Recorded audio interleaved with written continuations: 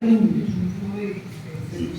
Boa tarde a vocês. Eu quero agradecer a honra de estar aqui com vocês, dividindo essa fala que me gera preocupação no sentido de não complexificar o texto, não logicamente, entender que vocês não tenham acesso a esse tipo de linguagem, porque ela é muito inerente à categoria da psicanálise. Talvez o Dr. Fernando tenha mais afinidade com essa perspectiva. Eu estou querendo tomar um cuidado para não entrar em termos técnicos.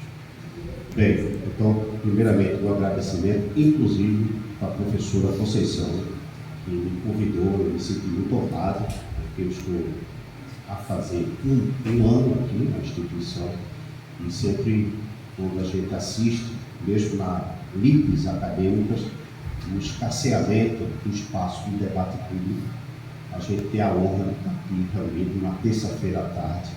É, de fato, vamos dizer assim, uma forma de resistência a uma cultura industrializada e hoje promovedora, vamos dizer assim, de entorpecimento coletivo. Bom, eu pensei a Divina Comédia, que é uma literatura de difícil leitura, o canto número 5, ou canto 5º, para servir de apoio para o aprofundamento do meu texto. Trata-se do segundo círculo do inferno, onde são punidos os luxuriosos. As almas são arrastadas por uma tempestade eterna, simbolizando como, em vida, foram dominadas pelas paixões. Dante Alighieri conversa com Francesca da Rimini, que conta sua trágica história de amor, com Paolo Malatesta. Os dois se apaixonaram enquanto liam juntos a história de Lancelot e Guinevere. E esse momento levou ao primeiro beijo. O romance foi descoberto e ambos foram mortos pelo marido de Francesca, tornando-se condenados juntos no inferno. Conta-se que esse trecho é um dos mais famosos e emocionantes da obra, tanto que Dante Alighieri, comovido pela história, termina o canto desmaiando. Após o primeiro beijo, foi o livro, e quem o escreveu, o cúmplice do amor de Deus. O amor que sobrevive até no inferno, poderemos dizer, dessa perspectiva, é o mais humano dos amores. Sem entrar numa explicitação direta, creio que vocês todos conheçam a passagem. Francesca e Paolo se apaixonaram, mas Francesca tinha um marido. Então, em terra, eles foram condenados ao inferno. E, na passagem do segundo círculo de Dante Alighieri, sob a companhia honrosa de Virgílio, em busca da sua amada Beatriz, ele se surpreende quando encontra no pleno inferno um casal se beijando. E aí ele se pergunta como pode aquilo sobreviver no inferno. Então eles foram condenados pelo amor, e o amor sobrevive até no inferno. Como criar um arco temporal e ideológico e histórico por nossos tempos? Qual qualidade de vínculo de amor estamos construindo na contemporaneidade? A que ponto somos capazes de sobreviver às adversidades? Então eu começo com uma frase poética, onde eu digo: no amor a fogueira só resplandece quando a escuridão das incertezas permanece. Portanto, saberias dizer quantas cores habitam um céu que chamamos de azul? Me refiro aqui a uma imanente caleidoscopia do espectro dos afetos humanos. Ou seja, de que o amor não é somente o seu ponto máximo, do seu gozo pleno. Ele se reveste de uma multiplicidade de outros afetos, até mesmo ambivalentes. O que caracteriza o amor é a ambivalência e uma ambiguidade. Por isso, é possível suportar o inferno com o amor. Se na abertura o amor se revelou como fogo que não se apaga, mesmo quando tudo ao redor já se tornou cinza, é preciso agora perguntar o que sustenta essa chama, quando já não há mais promessa, quando já não há horizonte, quando já não há sequer a garantia do sentido. E é aqui que é a esperança, essa figura tão mal compreendida, essa mulher eternamente grávida, que pede parto, retorna como enigma edipiano, não como consolo. Há uma inscrição terrível na entrada do inferno da Divina Comédia: aqui abandonai toda esperança. Como se a condição para atravessar o inferno fosse justamente renunciar aquilo que nos protege para além dele. Como se a esperança fosse um luxo do céu e não uma necessidade do abismo. Mas talvez seja preciso inverter essa lógica com rigor. No céu, onde tudo se cumpre, a esperança se torna supérflua. No inferno, onde nada se resolve, ela é indispensável. Pergunto eu, seria o inferno o céu que instiga a vontade humana por conservar a esperança? Seria a esperança uma potência que dispensa ato? É nesse ponto que a tradição paulina se impõe com uma clareza quase escandalosa. Em primeira epístola aos Coríntios, a tríade fé, esperança e caridade não se distribui de modo homogêneo entre os mundos. No ápice resta apenas o amor. A esperança se dissolve porque já não há o que esperar. Mas o tempo no sofrimento, na incompletude, isto é, no inferno da existência, a esperança não pode ser descartada sem que o amor colapse. Talvez seja por isso que a imagem simbólica do Círio se imponha com uma força que não pede explicação, mas presença. Em Catedral de Reims, durante os bombardeios da Primeira Guerra Mundial, as chamas não vieram apenas das velas, mas dos incêndios que consumiram o próprio templo. O telhado ruiu, as esculturas foram mutiladas, o interior transformou-se em ruína, e ainda assim, em meio ao que restava entre pedras negras, altares partidos e colunas feridas, persistiam pequenas luzes acesas. Não restauravam o sagrado, não detinham a guerra, não reerguiam o que havia caído, mas estava de pé. O Círio sobreviveu ao bombardeio. A chama não reorganiza o mundo, não necessariamente. Não recompõe o que foi despedaçado, não interrompe a violência que a circunda. Ela arde dentro da devastação. Pequena, exposta, vulnerável, no entanto, tácita em sua vibração. Não anuncia o fim da guerra, não promete redenção, não indica saída, mas também não se curva o cenário que a envolve. Há algo nessa imagem que não pode ser ignorado. Não se trata de vitória nem de permanência como repouso, mas de uma recusa silenciosa de ser absorvido pela ruína. Resistência é o que é o amor. A chama não combate a escuridão, ela simplesmente não se deixa tornar escuridão. A chama é uma resistência às trevas.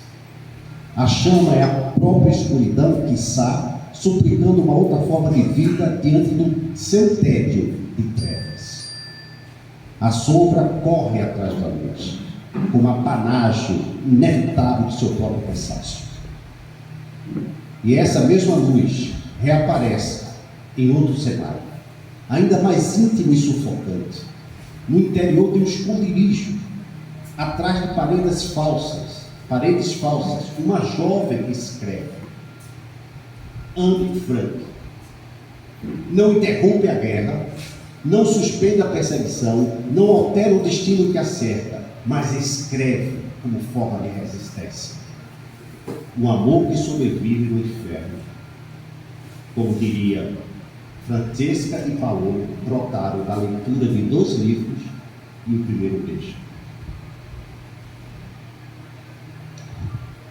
Sonha, ama, assim faz Anne Frank, em meio ao ser. A fome, ao medo constante de ser descoberta, há ali uma chama que não se apaga, a capacidade de desejar, de imaginar, de confiar ainda no humano, apesar de todas as atrocidades circundantes e absurdas da Segunda Guerra Mundial. O mundo ao redor desmorona, mas nela algo persiste, não cede, o que nos faz lembrar que todas as eras glaciais ou pré-apocalípticas que sobrevivemos ainda manteve, vamos dizer, o protoplasma da vida e capacidade reprodutiva constante. Já fomos tantas vezes dizimados, mas temos hoje 8 bilhões de pessoas no mundo. Tamanha a persistência do humano. Entre as ruínas de uma catedral e o silêncio apertado de um porão, a mesma imagem se repete sob formas distintas, algo que arde sem garantias, algo que não resolve, algo que não salva, mas que também não se deixa apagar. O que é que não se deixa apagar no homem, mesmo diante de todas as dizimações, ameaças e todos os infernos que percorrem a nossa própria história? O que nós não morre quando morremos? E talvez seja isso que o amor guarda de mais essencial. Não a capacidade de evitar o inferno, mas de mesmo dentro dele ainda permanecer aceso. E se voltarmos ainda mais atrás, ao mito que atravessa o tempo, encontramos em Prometeu não apenas o roubo do fogo, mas a ambiguidade da esperança deixada entre os homens. Não como solução, mas como resto, como aquilo que sobrou na caixa de Pandora. Não como garantia, mas como insistência. A esperança não elimina o sofrimento, ela o torna suportável sem dissolvê-lo. É, de certo modo, a força mínima de resistência contra o nada. É a pétala que fere a lâmina, e não o contrário. Quando falo da esperança no inferno, esperança como o próprio amor em errância, buscando sua realização. Nem toda a potência deve ser realizada, mas toda a potência deve ser conservada diante de todas as adversidades.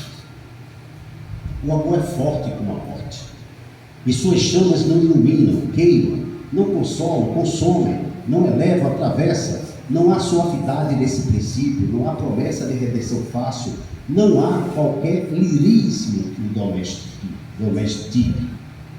O amor, quando levado à sua forma mais radical, não é aquilo que nos arranca do abismo, mas aquilo que permanece quando já não há mais chão. É preciso perder o chão para poder voar. Quando todas as estruturas cederam, quando o mundo, tal como o conhecíamos, já dissolveu, ainda assim restou a esperança. Seria a esperança irmã gêmea do amor? É nesse ponto que ele revela sua natureza mais incômoda, não como salvação, mas como persistência. Que danado em nós persiste, apesar de todos os terrores que a humanidade enfrenta. Por que estamos aqui? É por isso que Francesca e Paulo, na Divina Comédia, não são separados, não são absolvidos, não são sequer esquecidos, permanecem juntos, arrastados por uma tempestade que não conhece repouso, suspensos no movimento, que não se conclui, condenados não à solidão, mas à continuidade, desejo de continuar. E eis o ponto que exige coragem para ser dito: o amor não nos salva do inferno, o amor é o que nos mantém nele. Mas ao mesmo tempo é aquilo que impede sua aniquilação. Se não houvesse amor, haveria apenas o vazio. O amor então não redime, mas sustenta inclusive aquilo que nos condena. É quando o ar se insurge contra a sua própria quietude. e rasgando-se por dentro, se torna ventania. Pensar o amor a partir daí exige abandonar toda ingenuidade. Ele não é harmonia, não é equilíbrio, não é síntese pacificada, nem de plano. O amor é tensão, e talvez nenhuma imagem diga com tanta precisão quanto o ferro entrelaçado de Antônio Gaudí. Não o ferro reto, funcional, submisso à utilidade, mas um ferro torcido, curvado, entrecruzado, que carrega na própria forma a memória da força que o violentou. Cada linha é um gesto de resistência à ruptura. Cada dobra é o vestígio de um confronto que não se resolveu. O ferro não está unido porque encontrou recurso, mas porque ele não cedeu. Ele permanece em tensão, sustentando exatamente pelo fato de não ter sido cumprido. Assim também o amor, não como um encontro pacífico, mas como um entrelaçamento de forças que não se conciliam, nem sempre. Há nele Eros e Tânatos, impulso de fusão e ameaça de perda, desejo de permanência e vertigem de dissolução. Não há síntese que resolva essa duplicidade. O que há é a forma que emerge dessa luta, uma forma que não elimina o conflito, mas o mantém habitável. É nesse sentido que o trágico, como pensou Friedrich Schiller, não aponta para uma reconciliação necessariamente, mas para a capacidade de sustentar o irreconciliável sem desabafo. As diferenças são bem-vindas no sentido comunitário. Onde há muita certeza, sobra autoritarismo. A dúvida pacifica, porque une as diferenças. E é precisamente aí que se insinua o sublime, que se agita com bailarina inconciliável, tal como o compreendeu Edmund Burke. Não como beleza suave, mas como aquilo que ameaça, que fere, que poderia nos destruir e que, ao se tornar forma, já não nos aniquila, mas nos suspende.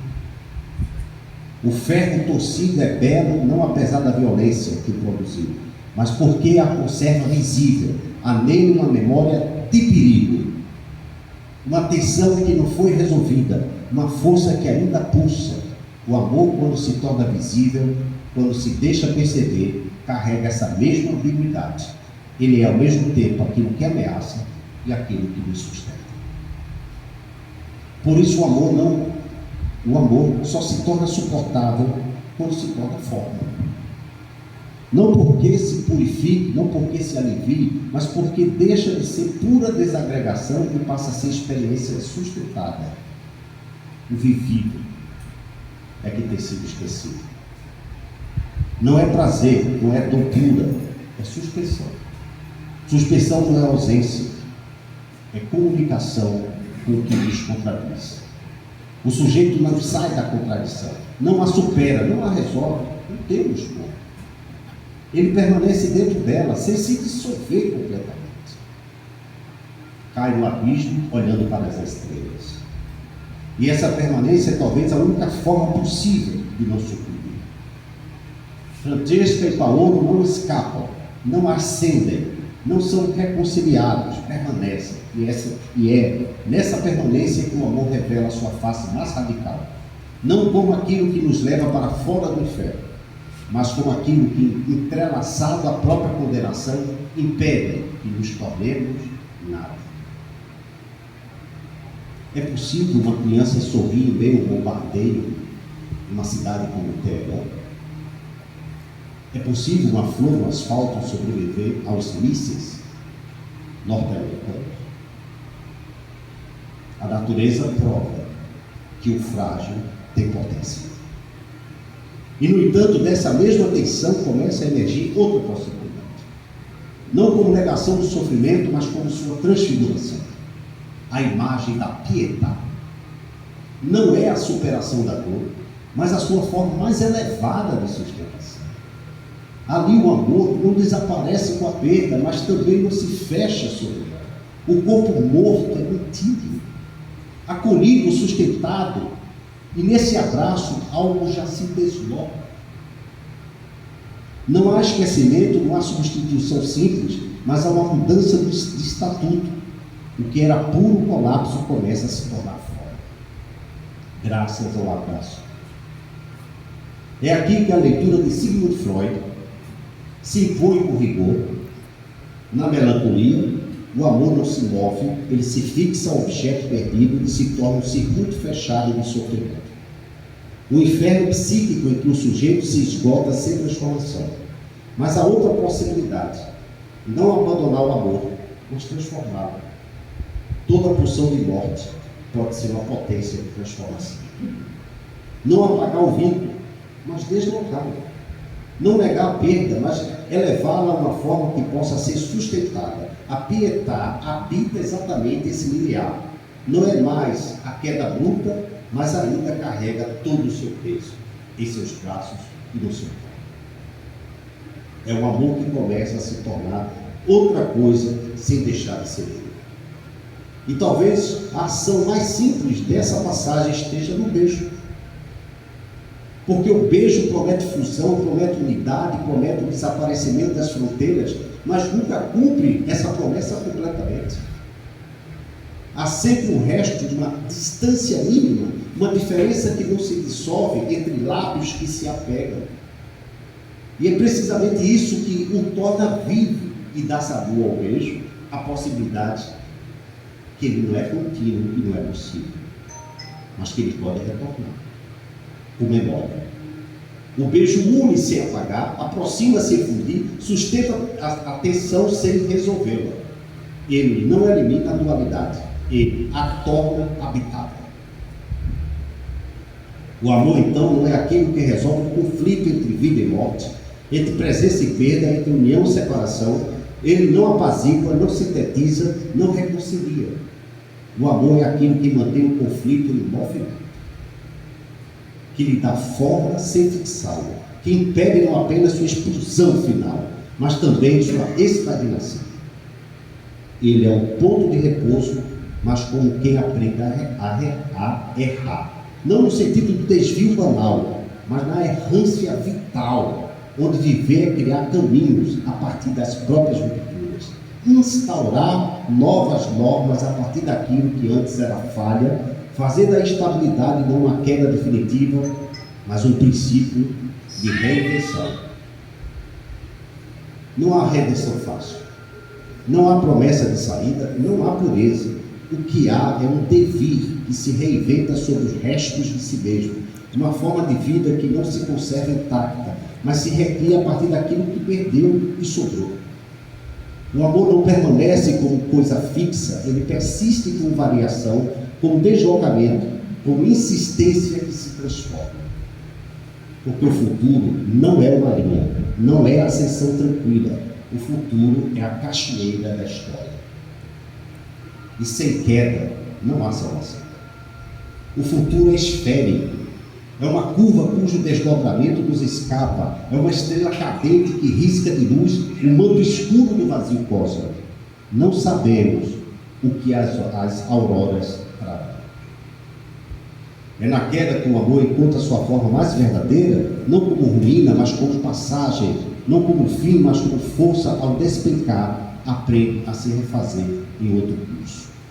Ora, se o amor, como vimos, não nos retira do inferno, mas nos mantém nele, então a esperança é aquilo que impede que esse permanecer se converta em pura estagnação.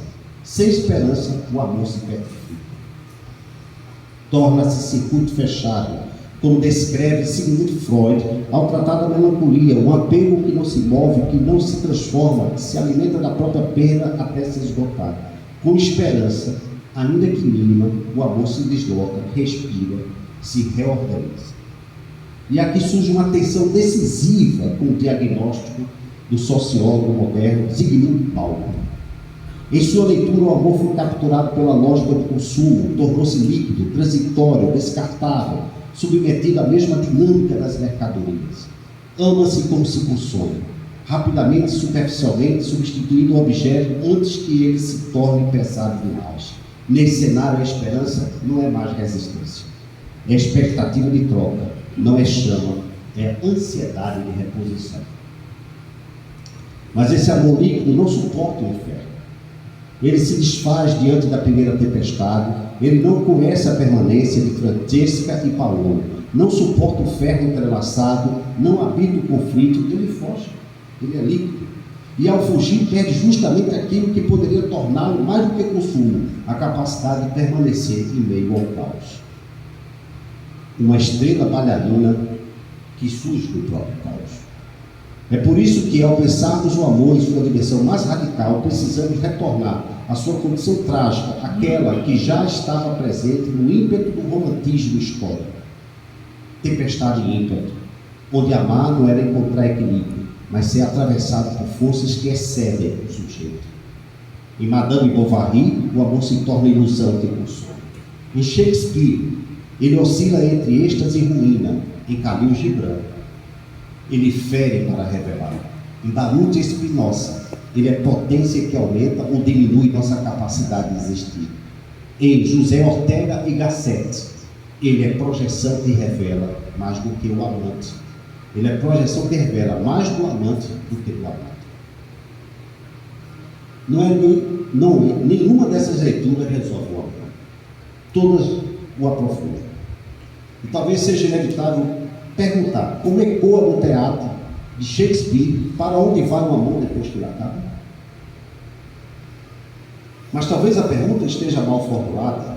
O amor não vai, ele se transforma, ele se deforma, ele se desloca, ele se infiltra em outras formas, algumas sublimes, outras destrutivas. O que chamamos de fim pode ser apenas mudança de estado de ser.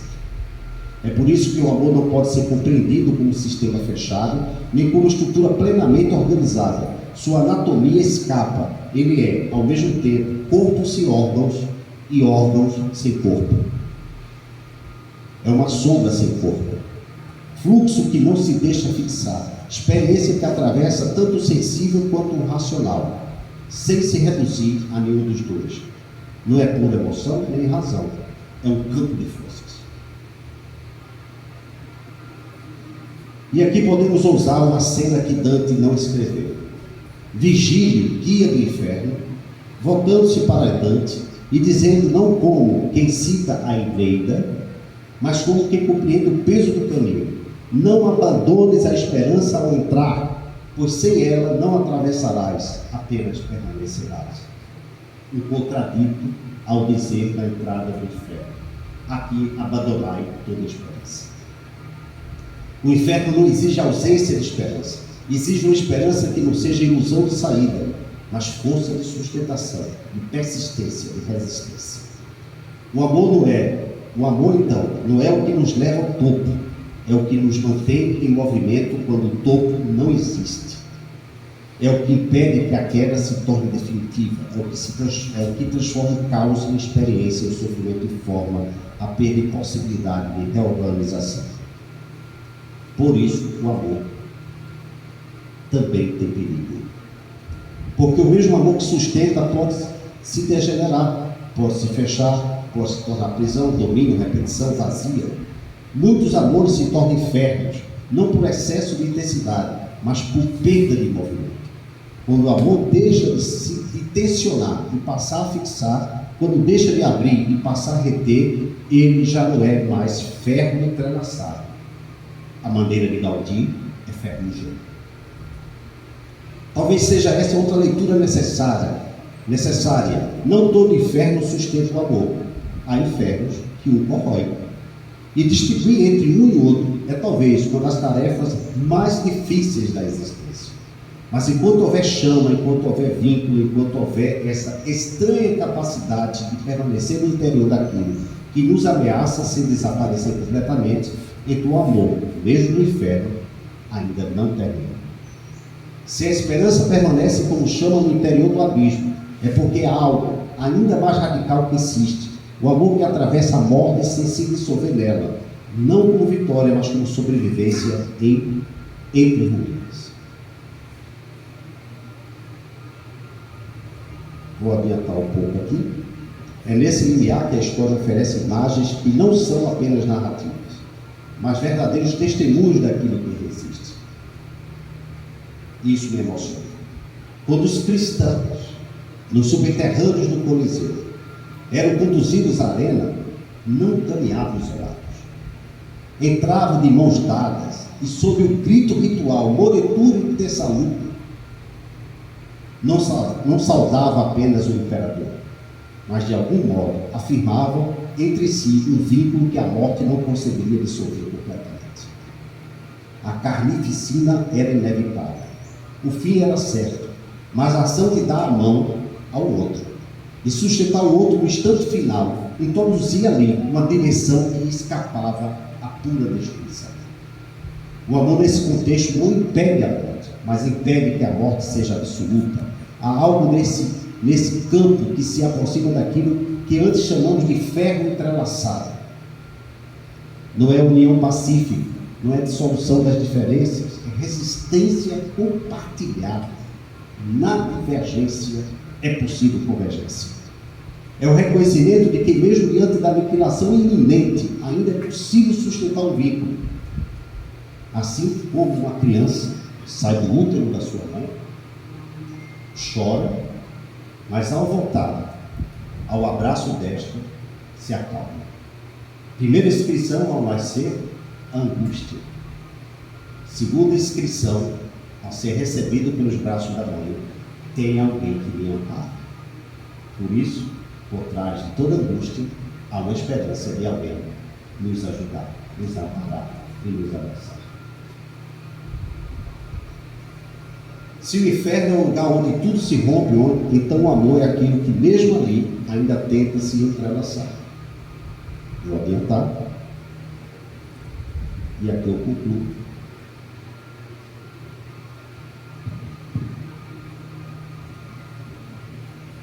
Da seguinte maneira. É por isso que no inferno, entendido não como figura teológica abstrata, que por favor entenda a concepção em campo literário, estou tratando do quinto canto da Divina Comédia de Dante Alighieri, como condição histórica concreta de devastação, de guerra, de perda, de confinamento e de aniquilação simbólica. O amor não desaparece, mas se condensa justamente diante da própria negatividade que intensifica a propriedade de negá-lo ou subtraí-lo. O amor é imunológico, como a pérola é fruto da ostra em resposta ao antígeno que a invade. Se não houver ameaça ou antígeno, não há imunidade. O amor não é asséptico, é imunológico. É o que resiste ao que o ameaça. Bom, eu aqui encerro simplesmente me sentindo agradecido, mas somente voltando a um ponto em original ao que deu fundamento ao texto. Novamente, o que me chama a atenção é como um romance, mesmo descoberto na terra e condenado ao inferno, sobreviveu no inferno aos beijos, depois que a própria Francesca reconhece. Após o primeiro beijo, foi o livro e quem o escreveu o cúmplice do nosso amor. Não fosse o livro, não haveria beijo. Se não fosse o livro, não haveria histórias a serem lidas, já que se dissolveram no tempo da memória que não volta. Podemos dizer que o amor é a memória do futuro? Obrigado.